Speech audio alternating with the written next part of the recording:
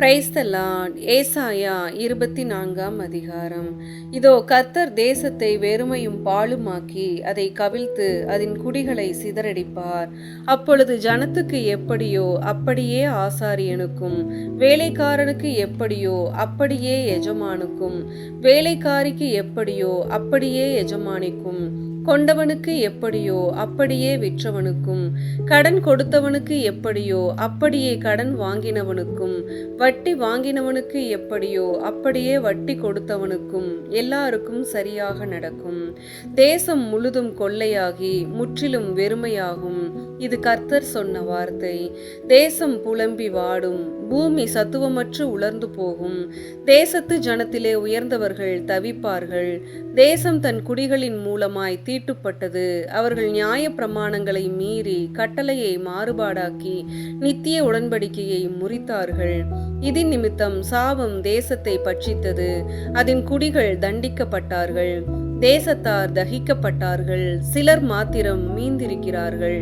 திராட்சரசம் துக்கம் கொண்டாடும், திராட்சை செடி வதங்கும். மனக்களிப்பாய் இருந்தவர்கள் எல்லாரும் பெருமூச்சு விடுவார்கள். மேளங்களின் சந்தோஷம் ஓயும், களி கூறுகிறவர்களின் சந்தடி ஒளியும். வீணையின் களிப்பு நின்று போம்.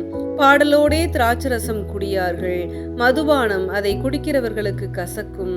வெறுமையாய் போன நகரம் தகர்ந்து ஒருவரும் முன்னே பிரவேசிக்க கூடாதபடி வீடுகள் எல்லாம் அடைபட்டு கிடக்கும். திராட்சரசத்துக்காக வீதிகளிலே கூக்குரல் உண்டு.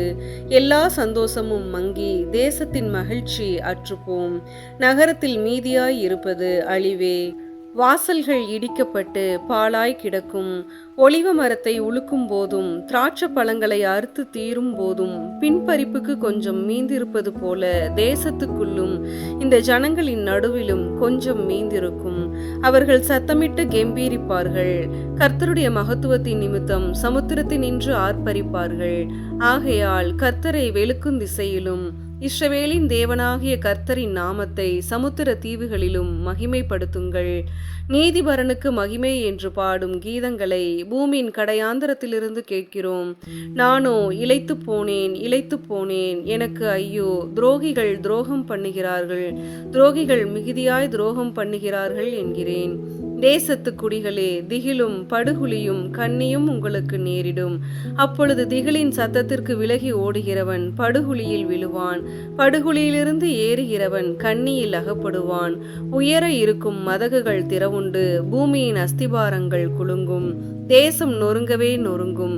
தேசம் முறியவே முறியும். தேசம் அசையவே அசையும். வெறித்தவனைப் போல தேசம் தள்ளாடி ஒரு குடிலை போல பெயர்த்து போடப்படும். அதன் பாதகம் அதன் மேல் பாரமாய் இருக்கையால் அது விழுந்து போம், இனி எழுந்திராது. அக்காலத்தில் கர்த்தர் உன்னதமான சேனையை உன்னதத்திலும் பூமியின் ராஜாக்களை பூமியிலும் விசாரிப்பார். அவர்கள் கெபியில் ஏகமாய் கட்டுண்டவர்களாக சேர்ந்து காவலில் அடைக்கப்பட்டு அநேக நாள் சென்ற பின்பு விசாரிக்கப்படுவார்கள். அப்பொழுது சேனைகளின் கர்த்தர் சீயோன் மலையிலும் எருசலேமிலும் ஆளுகை செய்வதால் சந்திரன் கலங்கும், சூரியன் ஞானமடையும். அவருடைய மூப்பர்களுக்கு முன்பாக மகிமை உண்டாயிருக்கும். ஆமேன்.